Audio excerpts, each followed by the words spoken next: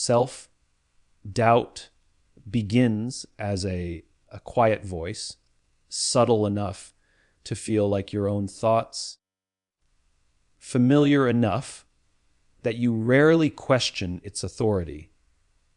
It speaks in hesitation, in second guesses, in the pause before you raise your hand or take a step forward.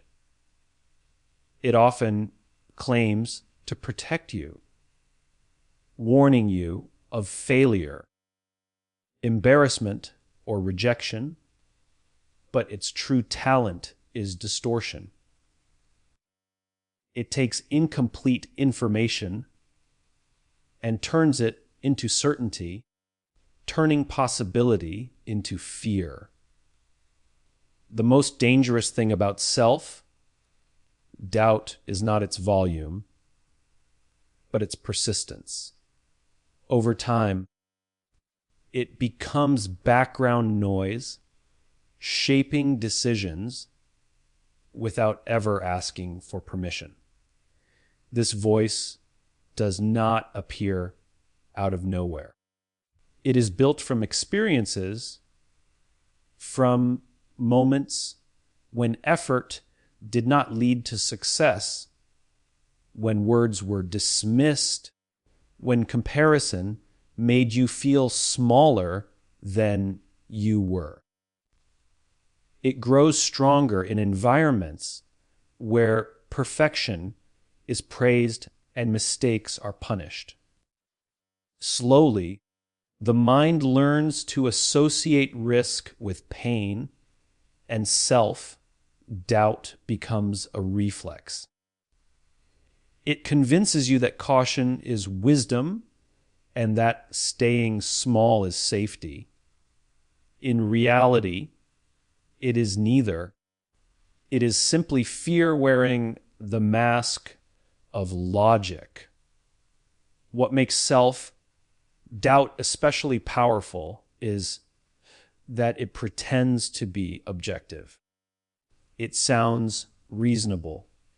It uses facts selectively, highlighting past failures while ignoring growth, resilience, and progress. It tells you who you are based on moments rather than the whole story. One mistake becomes an identity. One rejection becomes proof. Insecurity feeds on repetition, replaying the same narrative until it feels true even when it isn't. The mind, when left unchecked, will always choose the familiar over the possible. Self-doubt lies by shrinking perspective.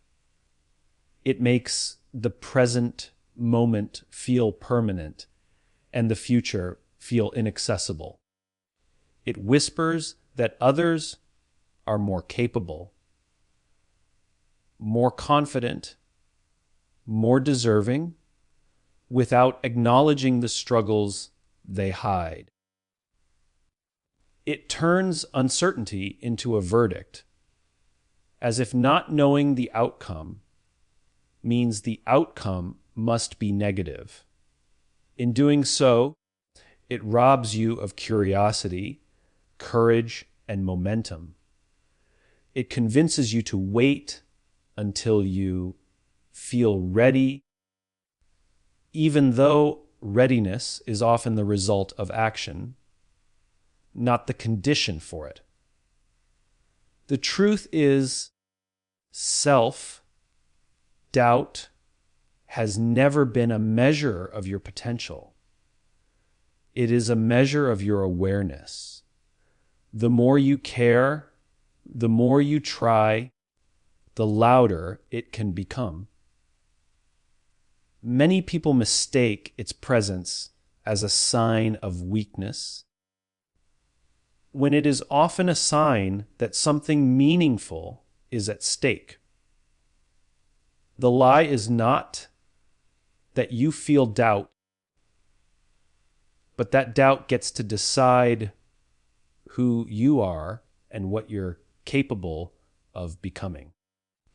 When you begin to see self-doubt for what it is, a learned response, not a prophecy, it loses its authority. Its voice may still speak, but it no longer defines reality. And in that space, where doubt no longer dictates identity, confidence does not arrive as noise or bravado. It arrives quietly as clarity. Comparison begins the moment you look at someone else's life and decide it should be the measuring stick for your own. It often happens unconsciously, scrolling through achievements, appearances, confidence, or success that seem effortless from the outside. In that instant, your focus shifts away from who you are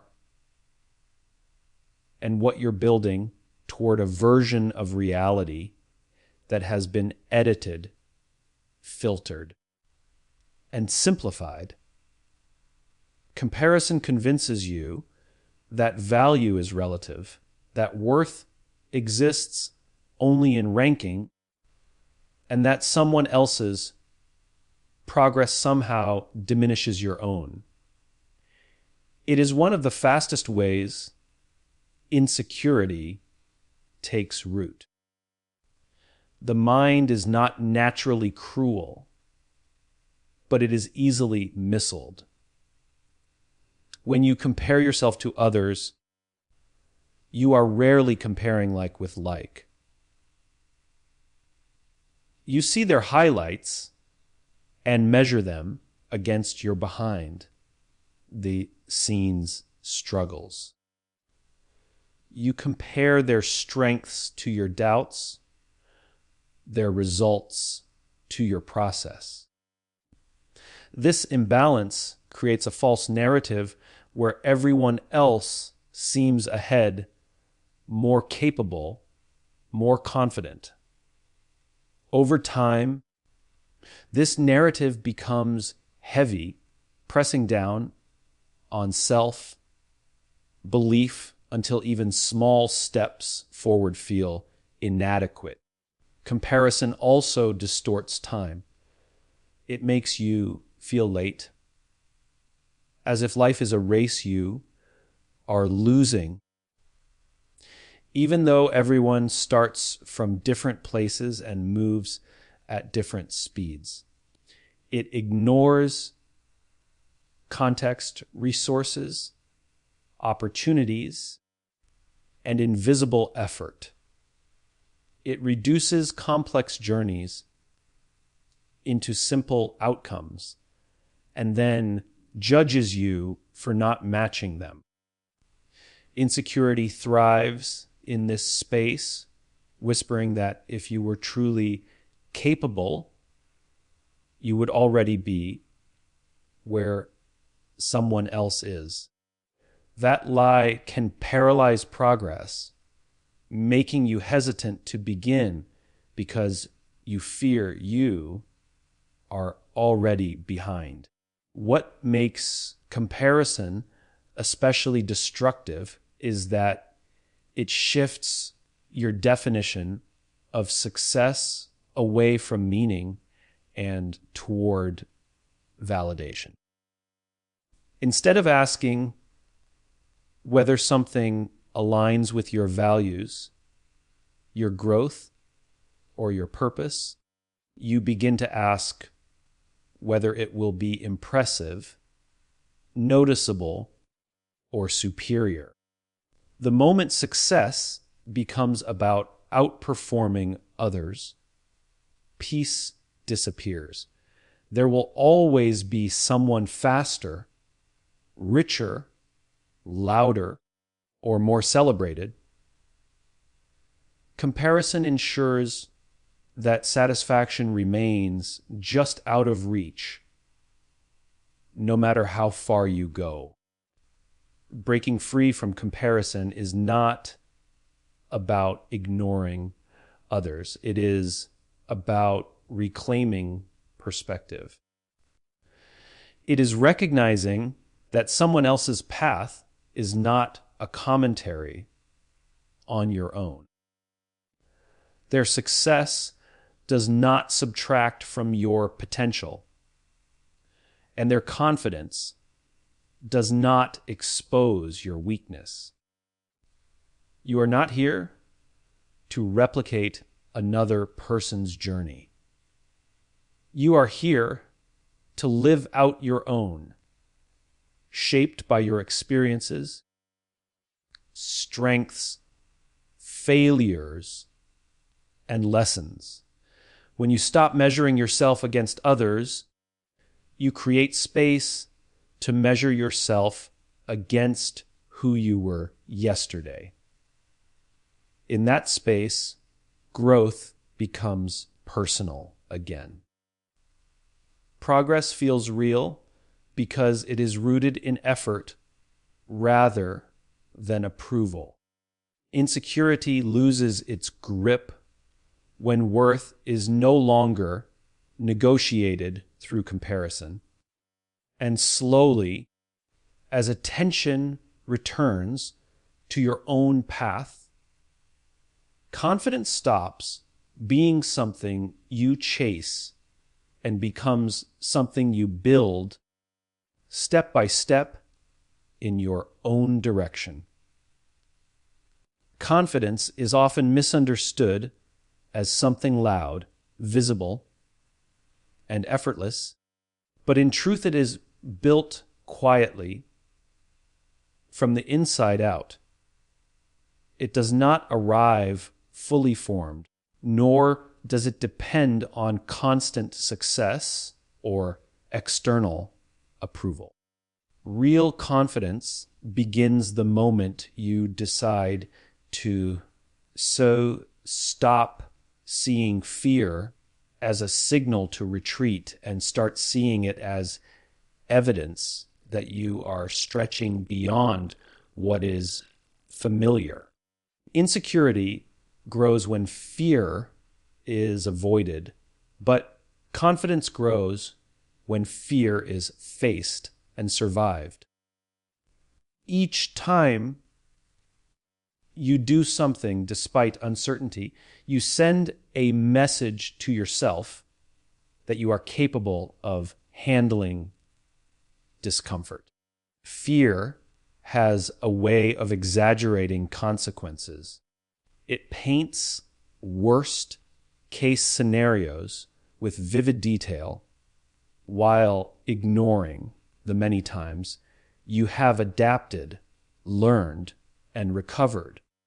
When fear goes unchallenged, it becomes a silent authority deciding what you attempt and what you avoid.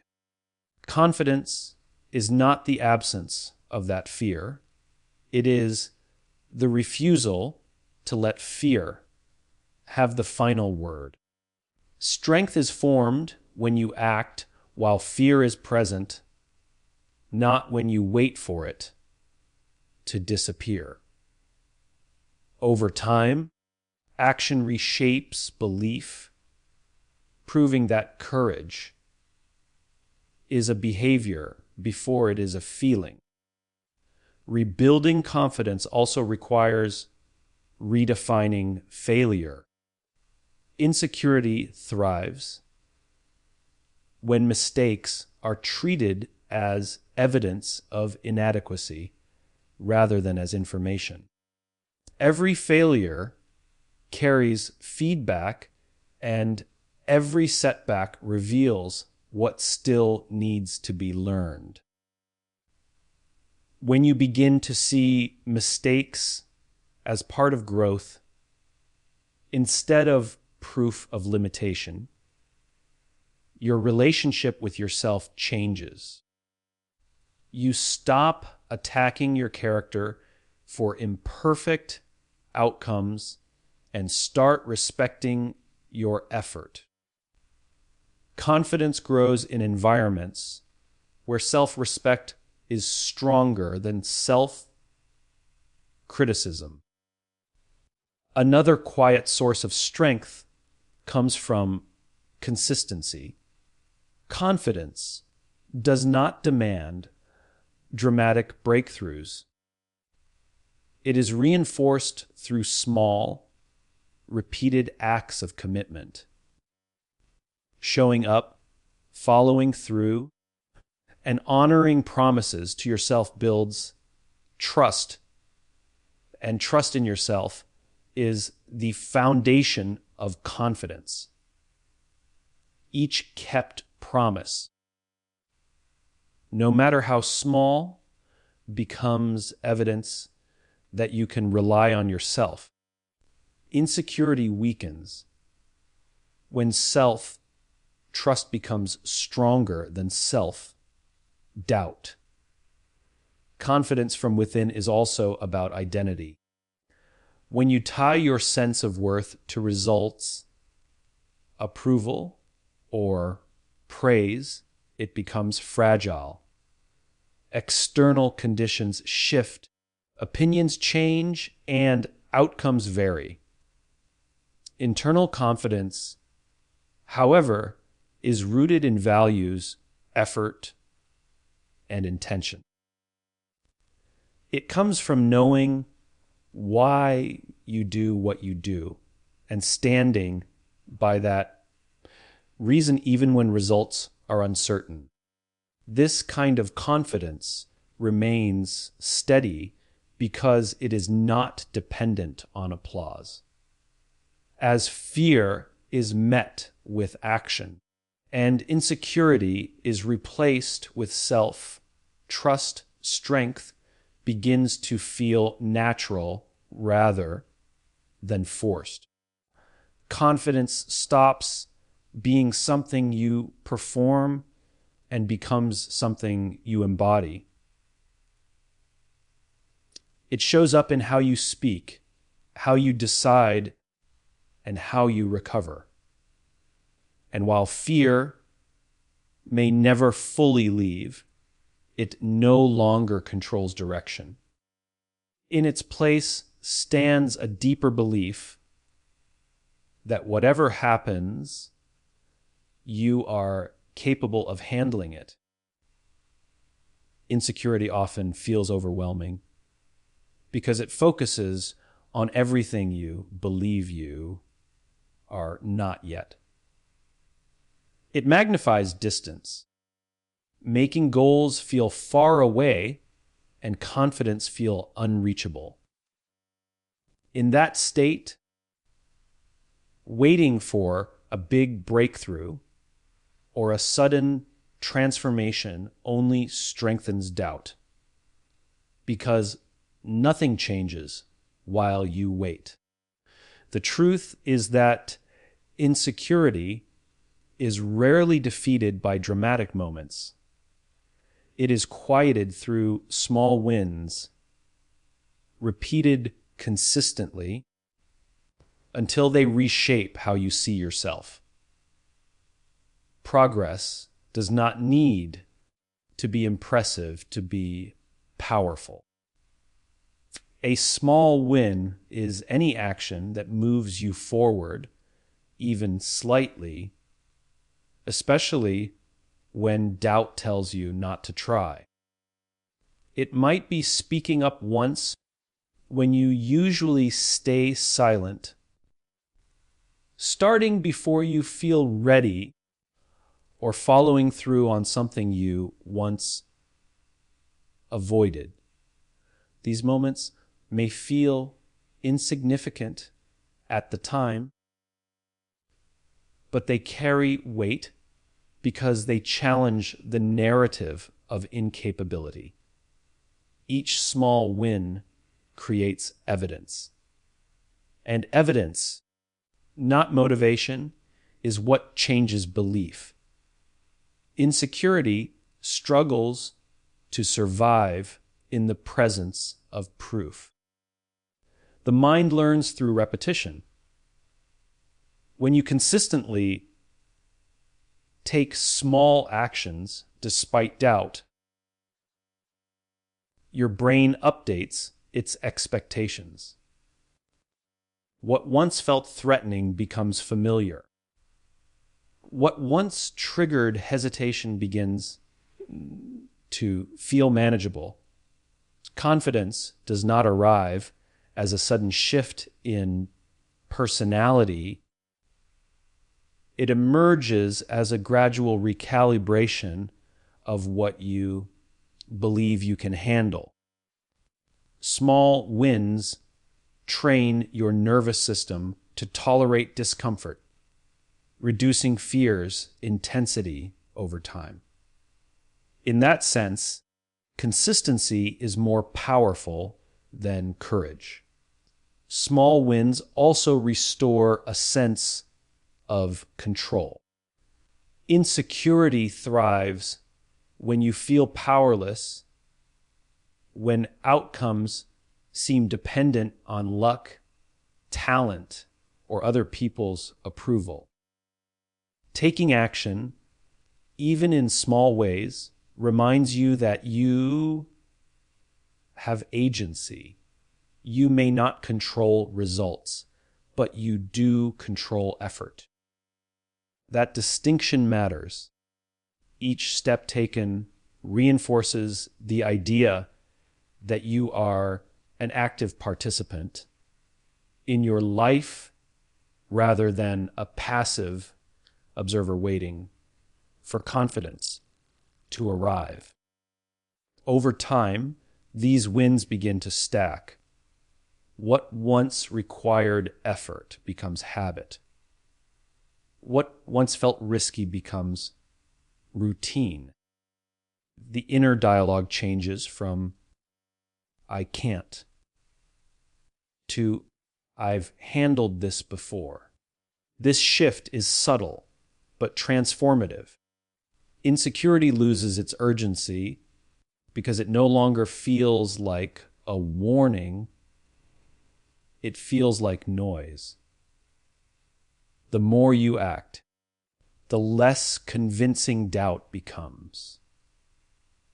Action reduces overthinking by grounding you in reality rather than imagined outcomes. Eventually, small wins reshape identity. You stop seeing yourself as someone who hesitates and start seeing yourself as someone who tries. That identity shift is powerful because behavior follows identity. When you believe you are capable of taking action, you take more action, creating a reinforcing cycle of growth. Insecurity fades not because it is fought directly, but because it is outgrown. And it is outgrown one small, consistent win at a time. There comes a moment when you realize that waiting for complete certainty is the same as waiting forever. Trusting yourself does not mean you suddenly have all the answers or feel fearless in every situation. It means you decide to move forward even while uncertainty remains. Insecurity loses much of its power when you stop demanding permission from the world to believe in yourself. The most important commitment you can make is not to being perfect, but to being loyal to your own direction, even when it is questioned or misunderstood. Trusting yourself begins with accepting that doubt will always exist in some form. Even the most confident people experience hesitation, but what separates them is not the absence of doubt, it is their relationship with it. Instead of treating doubt as a stop sign, they treat it as background noise. They understand that clarity often comes after action, not before it. When you allow yourself to move despite uncertainty, you build a deeper form of confidence, one that is rooted in experience rather than reassurance. The world will not always reflect your worth back to you accurately. Opinions are shaped by limited perspectives, projections, and personal biases. If your self-belief depends on constant validation, it will always be fragile. Becoming unstoppable requires internal alignment, a sense that your actions match your values. When you know why you are doing something, criticism loses its sharpness. It may still sting, but it no longer defines you. Trusting yourself means deciding that external noise does not get to override your internal compass. Setbacks are inevitable, and trusting yourself does not protect you from them. What it does is change how you respond. Instead of seeing setbacks as proof that you were wrong to try, you see them as part of the process you chose. You stop questioning your worth every time something goes wrong. Resilience is built in these moments when you choose to stand by yourself rather than abandon yourself. Each recovery strengthens the belief that you can handle what comes next, even if you don't know what that will be. Trust also grows through self-honesty. Being unstoppable is not about pretending you are strong all the time. It is about acknowledging weakness without letting it define you. When you face your limitations directly, you stop being controlled by them. You make decisions based on reality rather than fear. Self-trust deepens when you know you can be honest with yourself and still move forward.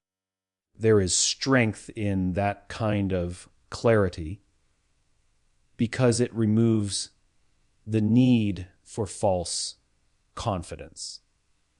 As trust in yourself solidifies, hesitation begins to fade. Decisions become cleaner, not because they are easier, but because you are no longer arguing with yourself. You learn to listen to your instincts while remaining open to learning and adjustment. This balance creates momentum. When you trust yourself, you act faster, recover quicker, and waste less energy on second guessing. Momentum builds not from certainty, but from commitment.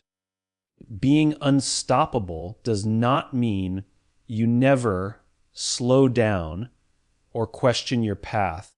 It means you no longer allow doubt to stop you entirely.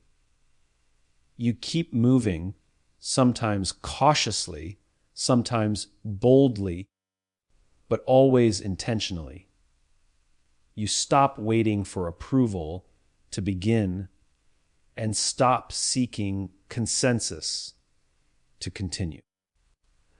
The more you rely on your own judgment, the less power external opinions hold over you. Confidence becomes quieter, but stronger, less performative, and more grounded. Eventually, trusting yourself becomes a habit. You no longer ask whether you are capable, you ask what the next step is. That shift changes everything. Life stops feeling like something that happens to you and starts feeling like something you participate in. Even when outcomes are uncertain, you move forward with the belief that you will adapt, learn, and grow. And that belief is what makes you unstoppable. Not because the path is easy, but because you trust yourself to walk it, no matter what stands in your way.